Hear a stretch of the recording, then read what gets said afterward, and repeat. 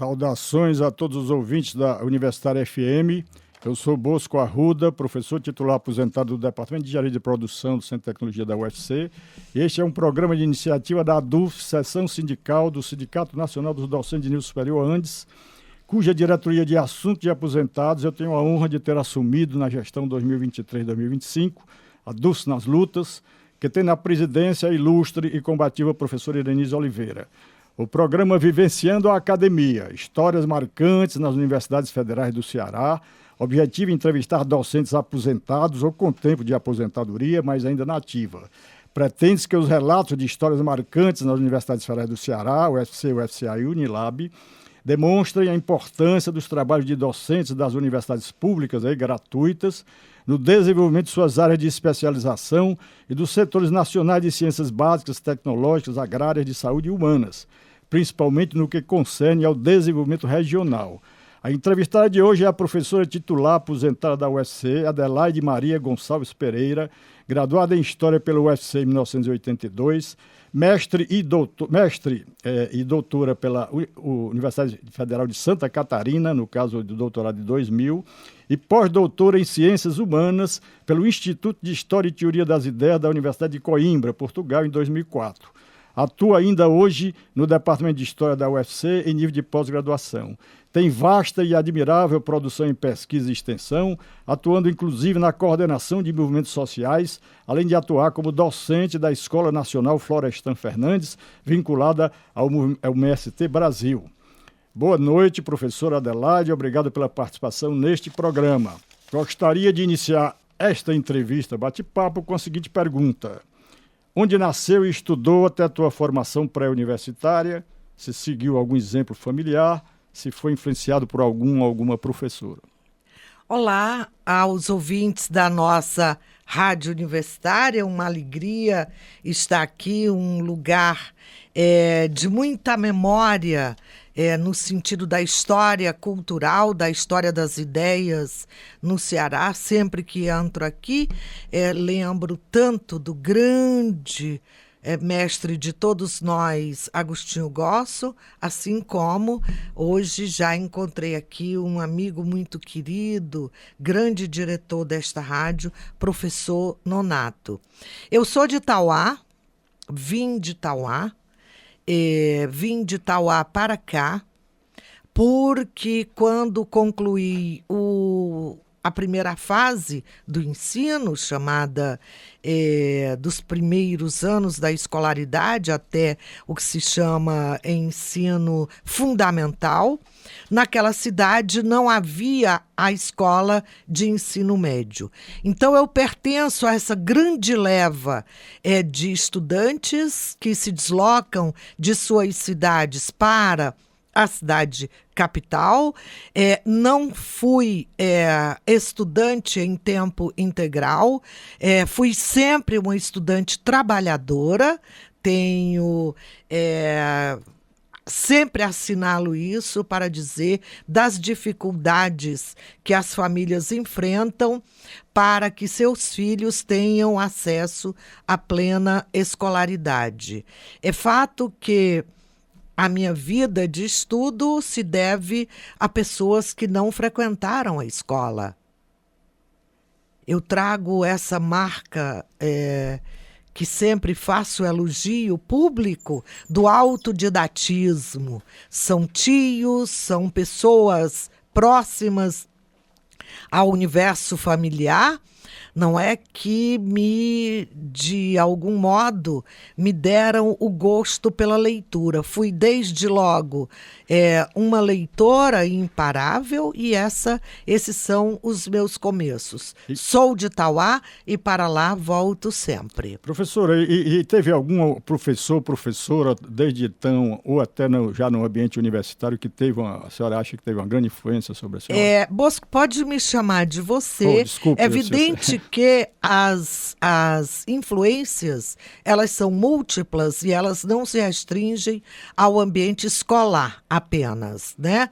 As influências transcendem o ambiente escolar. A escola é um lugar de conhecimento, de saber, de gradas influências, mas também fora da escola. Para o caso de Itauá, a grande influência terá sido o fato de eu, estudante do ensino chamado fundamental, já das últimas séries, eu era assistente da bibliotecária, era auxiliar da bibliotecária, de modo que o gosto pela leitura fui travando ali, a partir da professora de língua portuguesa, o gosto também pela leitura me leva ao exercício da escrita, a consideração da escrita não como algo fenomenal, não como algo que é apenas para poucos, não, como exercício. A escrita, ela acontece quando a leitura é parte fundamental das nossas vidas. E como é que avalias a tua contribuição e a tua equipe de desenvolvimento acadêmico? Normalmente a gente trabalha em equipe nas universidades, nos campos de pesquisa, ensino e extensão, bem como o impacto dos trabalhos que desenvolveste na UFC para o desenvolvimento social e de conscientização política em uma região tão deprimida economicamente como o Nordeste brasileiro. Olha, antes disso, quero dizer que eu sou estudante da UFC, me formei na Universidade Federal do Ceará, na graduação, devo grande parte da minha vida, se não o melhor da minha formação, a alguns professores e professoras notáveis na graduação, rendo aqui a minha homenagem sincera a uma grande professora dessa casa, professora Luísa de Teodoro Vieira, no curso de História, e a professora também uma grata lembrança, uma grata memória, professora Valdelice Girão, que nos auxiliava muitíssimo, nos dando, digamos assim, os primeiros ensinamentos sobre o que é a pesquisa histórica. A Universidade Federal do Ceará foi, portanto, o que continua sendo um lugar de vida, um lugar de existência. Eu vivi a universidade por dentro. Morei em residência universitária, fui comensal diária, à exceção dos domingos, do restaurante universitário. O restaurante universitário também um lugar por excelência de aprendizado e do convívio acadêmico. Aqui tive as bolsas de extensão, participei de programas notáveis de extensão, a exemplo de um programa que a professora Luísa de Teodoro Vieira muito me auxiliou, de ensino de adultos. Adiante no tempo, quando não existia ainda formalmente na universidade um programa dessa natureza, lá estava eu, na rua São Curadares, no bairro do Cristo Redentor, para onde me deslocava todas as noites, de segunda a sexta, intentando realizar com a precariedade da minha própria formação o que Paulo Freire havia nos ensinado acerca da educação como prática de liberdade.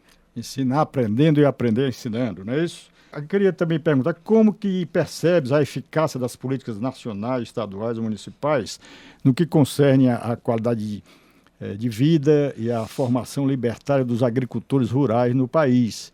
Quais seriam os maiores desafios que enfrentaste na proposição e implementação de soluções para os problemas decorrentes da concentração espacial de renda e consequente migração rural-urbana?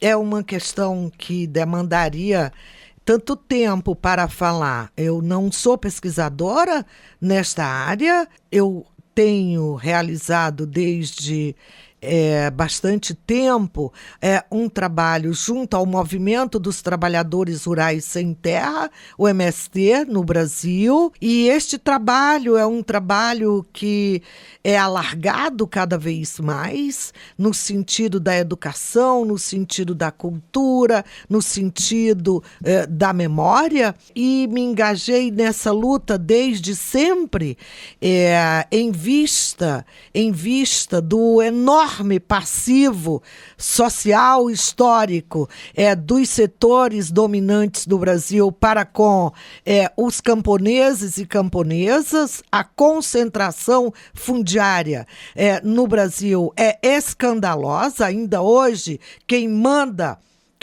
na terra no Brasil são as grandes empresas do agro, efetivamente são as mandatárias no país, de modo que tenho muita estima pelo MST, sou militante do movimento, como disse, no que concerne ao trabalho na Escola Nacional Florestan Fernandes, talvez seja a mais bonita escola no projeto internacional de autoeducação da classe, no sentido de firmar os liames internacionais entre os movimentos camponeses, mas não só. Estou aqui nos assentamentos, as escolas do campo no Ceará.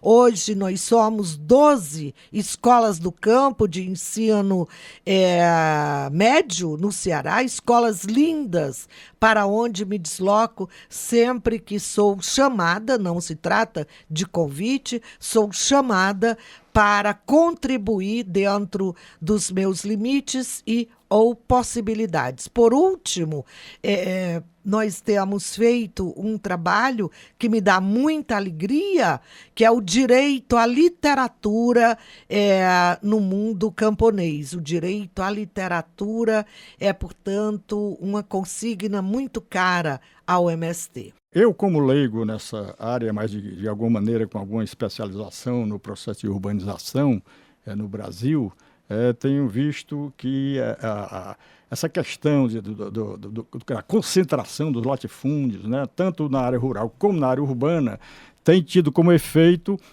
a favelização, que é uma estratégia de sobrevivência do baixa renda, que às vezes ele até invade as áreas de preservação ambiental, como acontece hoje com Fortaleza. E a especulação imobiliária, ela agrava esse problema da copacabanização, como eu chamo, das cidades, que é uma coisa, do ponto de vista da qualidade de vida, do ponto de vista da economia urbana, muito nefasta. Aí eu perguntaria à senhora, a você, desculpe, qual a importância que você atribui às novas tecnologias de produção, manuseio e uso de água na agricultura familiar nordestina e sua relação com o agronegócio? Porque a gente sabe que a agricultura familiar ela é quem realmente joga o alimento na mesa do brasileiro. E ela é muito criminalizada pela grande imprensa, né, de uma maneira geral. Quais seriam as suas opiniões com relação a esse tema?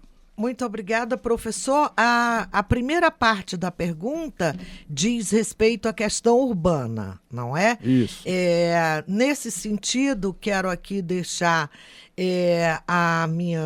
o meu enorme agradecimento, mais que aprendi e aprendo relativamente a esse tema e a esse grande problema nesta grande cidade que é Fortaleza. Temos aqui na UFC um dos melhores laboratórios de estudos sobre o problema urbano e um dos maiores estudiosos, que é o professor Renato Pequeno, do Departamento de Arquitetura e Urbanismo. É fato, nos estudos que temos hoje em Fortaleza, é fato a existência de latifúndios urbanos. Latifúndios urbanos que vêm desde a década de 50, pelo menos, fruto da grilagem de terras. Essas imobiliárias que vão nascendo nos anos 50 e se adensando nos anos seguintes, nas décadas seguintes, resultam da grilagem que é continuada até hoje. Os pobres nessa cidade vêm do interior, tangidos pelo secular problema da concentração fundiária, do latifúndio, do problema das secas, da completa falta de assistência dos agentes públicos, e os pobres ocupam faixas de terra em alguns bairros, formando alguns bairros em Fortaleza, donde são rigorosamente expulsos pela grilagem. O tempo aqui é escasso para falar tantas coisas, mas eu sugiro ao nosso provável ouvinte que pegue o mapa de Fortaleza e no mapa de Fortaleza vá vendo o nome de muitos bairros que corresponde precisamente ao nome dos grandes grileiros. Não vou falar os nomes, mas estão aí. Esta é uma cidade, por exemplo, que põe em praças públicas, em bustos ou estátuas de corpo inteiro, os donos do grande capital, que são também grileiros da terra urbana. E os pobres ficam ao Deus dará, e ainda se faz a suprema ironia de dizer que os pobres moram em áreas de risco. Eles sobrevivem trepados nas encostas, nos morros, não é? Essa é uma questão. A segunda parte da questão que o professor propõe relativamente a agricultura camponesa, as águas. Eu sugiro, temos aqui na Universidade Federal do Ceará um dos maiores pesquisadores convocado para grupos de pesquisa na Alemanha e noutros lugares também na América Latina, que desenvolve estudos e leia os estudos dele. Professor José Carlos Araújo é um dos melhores e maiores estudiosos no Brasil e em escala internacional sobre o problema das águas. Professora, querendo entrar, a minha pretensão de entrar um pouco na área de especialização só, mas as minhas reflexões sobre essa questão do processo que aconteceu no Brasil pós-descoberta, é que nós, quer dizer, na monarquia, o que é que acontecia? Os reis, as rainhas, doavam títulos nobiliárquicos em função da quantidade de terra, né? Então, o duque era o que tinha mais terra, depois vinha o marquês, depois vinha o conde, né? Em função da quantidade de terras que era doado, e era dos indígenas, era dos nativos. E isso depois criaram os cartórios, e os cartórios foram dividindo essas coisas, e isso gerou o problema da especulação imobiliária, que hoje em Fortaleza nós temos na região leste um latifúndio enorme ali, né, de um grupo forte, que eu não quero citar o nome, né, mas que está lá sendo armazenado porque a cada ano aumenta uma quantidade enorme da especulação. A última informação que eu tive é que uma quadra lá custa 24 milhões de reais, uma quadra. Uhum. Então, isso faz com que as pessoas mais ricas fiquem extremamente mais ricas, em detrimento da situação de aproximação do indivíduo que trabalha do seu local de emprego, porque o principal indicador que a gente da urbanização, eu que sou da área de transporte urbano e de logística, a gente considera o principal indicador o cumprimento médio de viagem. É isso que tem que ser minimizado entre o que a gente chama de transporte pendular, casa, trabalho, casa, e casa, escola, casa. E não está fazendo uma cidade em função de quem tem um automóvel, como foi o desenvolvimento das cidades americanas, que foi pressionado pelo desenvolvimento da indústria automobilística. Mas então isso teria muita coisa a ser discutida. Eu queria mudar um pouco aqui a opinião, a discussão da senhora, para ver a sua experiência, com relação a como é que você vê a importância dos sindicatos no que concerne à área de direitos e da formação da visão de mundo, política, social e cultural dos e das docentes. Penso que você está referindo ao sindicalismo docente, isso, né? Isso. Certo. O sindicalismo docente no Brasil é um fato na escala da história, no tempo da história, que não é o tempo das nossas breves vidas, é fato ainda muito recente. O sindicalismo docente é dos anos 80, 1980, digamos assim, de fato muito recente e devemos, temos uma memória de lutas desde as primeiras associações docentes criadas com esse nome, das primeiras a Associação Docente na Universidade Estadual de Campinas, na Unicamp, logo em seguida a Universidade de São Paulo, a USP, cria a sua associação dos docentes. Devemos ali registrar o enorme nome de um dos maiores intelectuais do Brasil em todos os tempos, professor Antônio Cândido de Melo e Souza, um grande pensador brasileiro e que esteve na linha de frente. Na primeira hora, ele já um grande nome do pensamento social brasileiro, na primeira hora esteve ali defendendo a criação da Associação dos Docentes da Universidade de São Paulo e efetivamente terçando armas com os trabalhadores técnico-administrativos na primeira greve daquela universidade. O sindicalismo docente hoje penso, tem novas pautas. O sindicalismo docente hoje, penso, dada a sua natureza, pois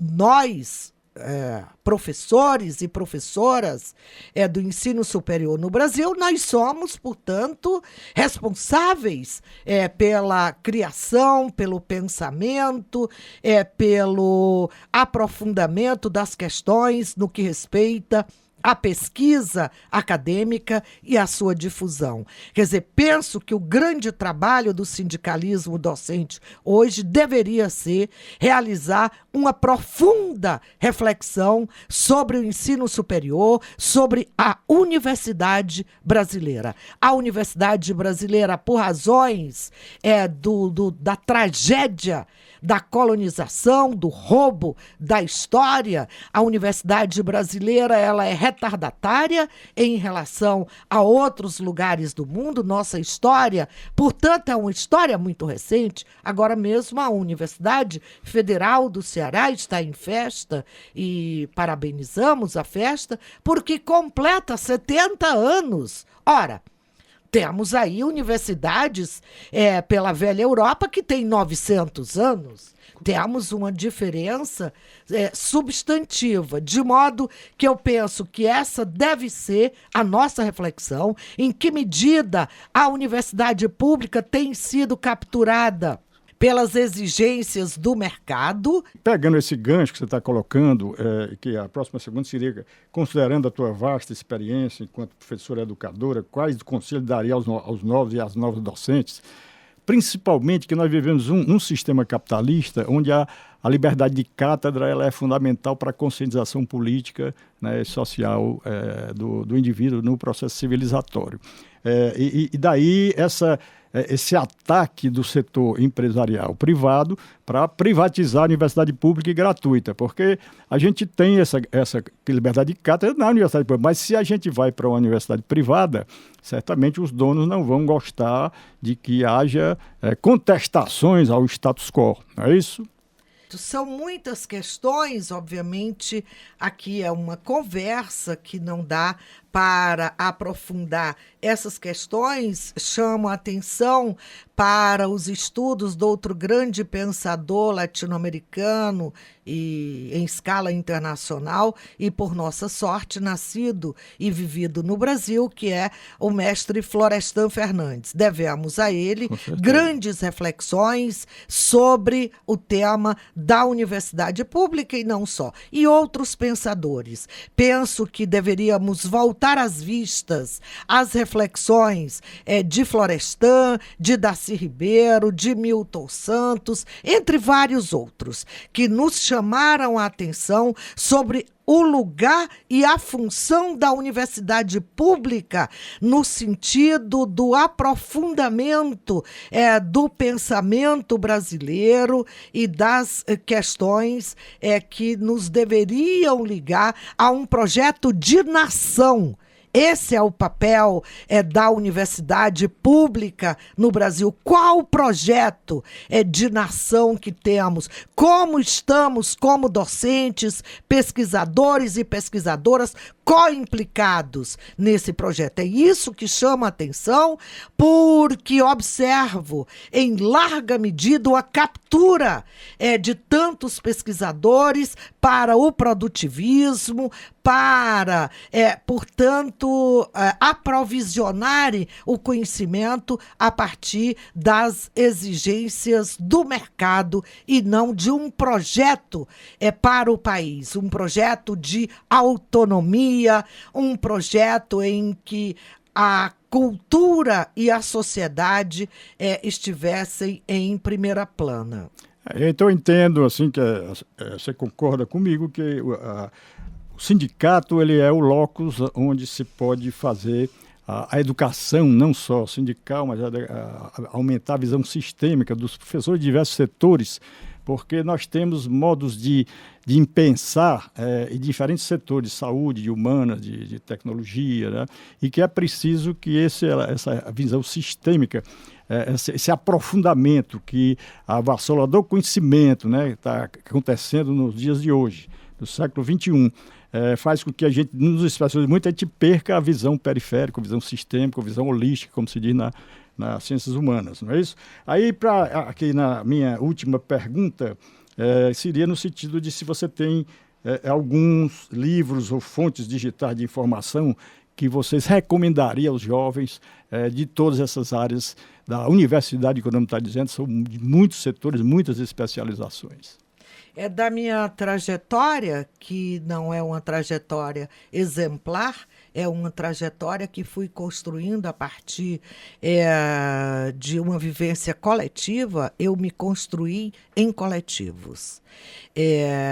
Na minha trajetória, eu tenho a DUFSE, então, a associação como um lugar de grande aprendizado, participei da sua diretoria, tive ali a honra de ser de um tempo em que transformávamos